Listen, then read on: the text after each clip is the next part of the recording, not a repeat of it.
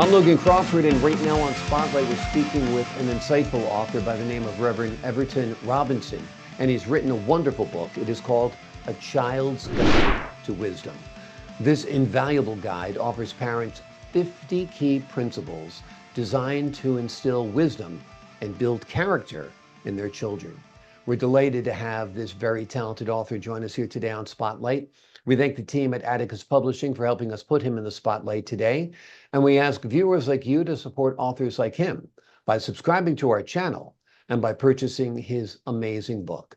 The links are below this interview. Reverend, great to see you here today on Spotlight. Great to see you too. Thank you. It seems like wisdom and character are qualities that are much needed in today's world. What inspired you to write this book? Well, I at the age of 32, uh, I I went to a seminar, and they were talking about wisdom and principles of success.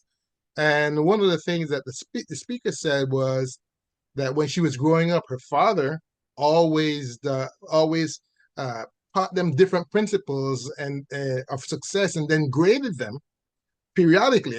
Every 3 months or so, he would tell them, well, you have this quality, but you don't have this quality. So he had them, he was instilling these principles in them. And I thought, wow, if somebody did that with me, I would make way different decisions. I would Yeah, make different, I would be a different person.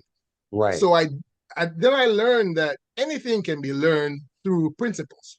Yeah. So I said, okay, that means wisdom can be learned through principles. So when I have my children, for the time they can speak, I'm going to start teaching them principles of wisdom. And when my children were about 3 years old and they started speaking, Mm. I heard them. The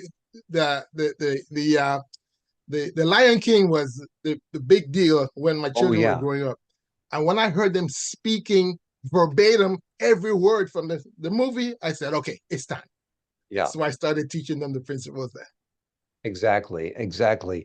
Yeah, it's really interesting observations that you have because children do repeat those videos. I remember, my son repeating pretty much every line from The Lion King. For some reason, they were mesmerized by that movie. It is a great movie, but why not instill in them, instead of the dialogue from a film, key principles about Absolutely. wisdom? Tell us what some of those principles are that you have in your book and that you think would add to a child's development. The first one that I came up with was wisdom is knowing what to do and doing it when you're supposed to do it, and knowing what not to do and not doing it. To Mm, me, that's key. yeah, That is key. When it's one thing for you to know but not do. The world is full of people who know but don't do. But right. when you know what to do, when you do it, your outcome, you can predict the outcomes. And Exactly. so that was one of them. The other one was obedience. Of course, children, when children are growing up, the biggest thing you have to teach them is obedience. Hmm. So my wife came up with this one. She said, obedience is doing what you're told when you're told the first time you're told. So that was Exactly. good. That's a good one. And also transparency, being the same person in public that you are in private. Mm, Another one is uh, uh, knowledge, having the information you need to do what you're supposed to do. mm. And another one was understanding, making sense out of knowledge. Persistence, uh, trying one more time than you fail. Just different, just I can go on and on and on. It's great. And it reminds me of a little bit of my upbringing where my parents would say to me, if at first you don't succeed, try again. Try. Yes. So they had their little like almost like little rhymes that they would teach you, nothing ventured, nothing gained. Yes. If I think of the wisdom that my parents tried to impart in me. But I think having it simple like that, knowing what to do and doing it and knowing what to do and not doing it, shows the disparity. I think it's great. I think it makes it simple for children to digest, right? Yes. That's the idea. That was the idea. We wanted to give it to them in basic language. If you check definitions out in the dictionary, they may not say the same thing. But we Right. want it to be relatable. We wanted them to be Exactly. relatable. And also it sparks good conversations, when you talk about obedience, children need to understand why it's important to be obedient and how it helps Yes. in life, how it helps in school, how it helps in relationships. So these are very, very valuable lessons that you're sharing. Yes, indeed. Yes, Tell me indeed. about writing this book. What was it like? It sounds like your wife was a little bit of a collaborator there.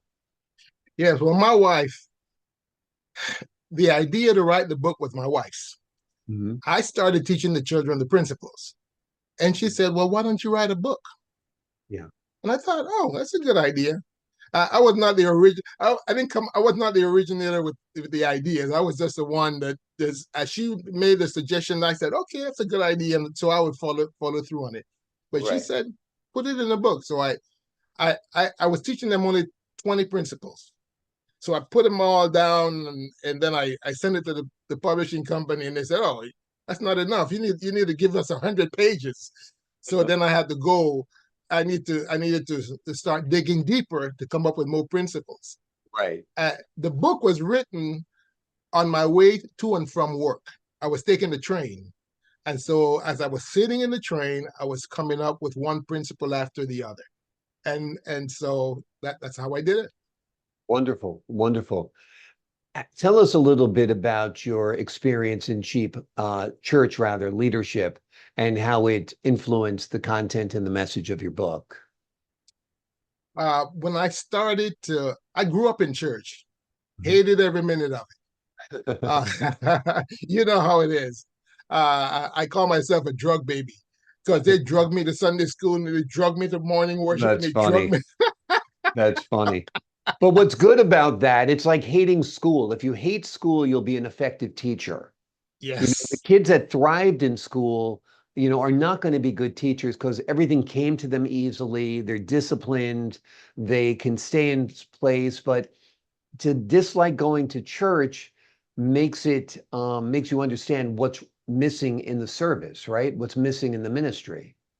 Yeah. So I didn't like church, but then when I grew up and then I grew up and I started to understand life. Yeah. I realized, oh, we need this. And I Right. realized when I left for a while, but then I came back because I realized that I really needed God in my life. Yeah. So once I came back, I got involved. And because I had been in church so much as a young man, when I got in, I got in with both feet. I was Yeah. all in there. I started teaching this. I started doing that. I started preaching. I started doing everything. Right. And then I started a ministry. We had some people in the church that were having problems in their marriage, so I Hmm. started a marriage ministry, and so we brought people together and we just talked about different things. We had them read different things, and so they started sharing and they started growing. Mm. And so I realized, wisdom is such an important part of everything that we're doing. All the progress that was made was because people were exposed to wisdom. Yeah. So I embrace wisdom as a way of life. I said, if I want to be known as a wise man. Exactly. And so I started working on that, working on myself because I needed to set an example for my children. Mm. And so I try to do things that they should be doing and avoid things that they should not be doing so that they would learn from my example. And my wife and I, we made ourselves models for our children. Yeah. And character is another part of your message, another part of your book, which I guess is related to wisdom as well, right? Absolutely. Absolutely. Character is the result of wisdom. You will have character because you are doing what you're supposed to do and not doing what you're not supposed to do. Right. So that builds character. And so Exactly. And doing what you're supposed to do when nobody's looking, nobody is, that's and right. not doing what you're not supposed to do when nobody's looking, That is right? true. Yeah. That is true. Yeah. That is true. It's And contagious.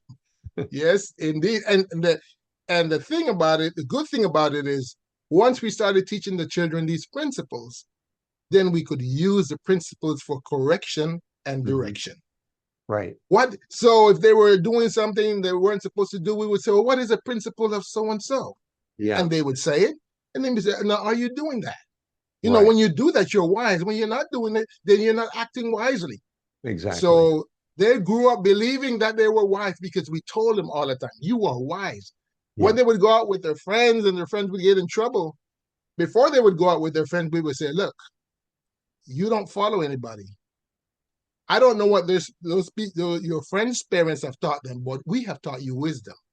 Therefore, you lead. You lead. You don't follow. You lead. And Wonderful. so they would be called goody two shoes and all that stuff, but it was That's okay. because they were following the principles that they had learned. Wonderful. How do you envision parents using this book, A Child's Guide to Wisdom? You know, we had two things.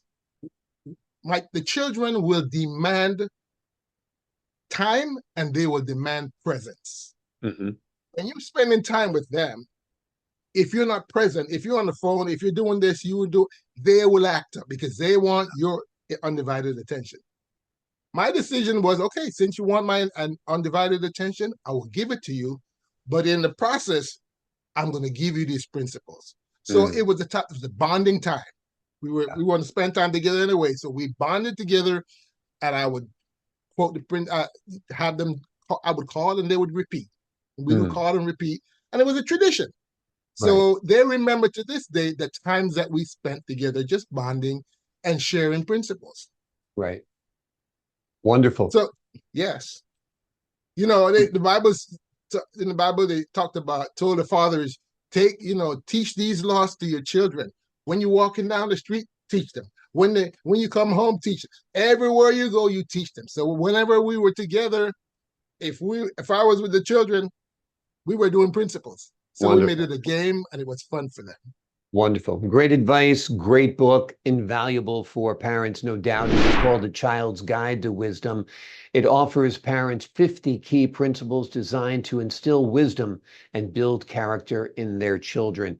I think it's needed now in 2024 more than ever before. Reverend, thank you so much for joining us here today on Spotlight. Thank you very much for the invitation. I really appreciate it and enjoyed it. I enjoyed it as well. Great speaking with you. To the folks at home, I'm Logan Crawford, thanking you for your time this time. Until next time on Spotlight.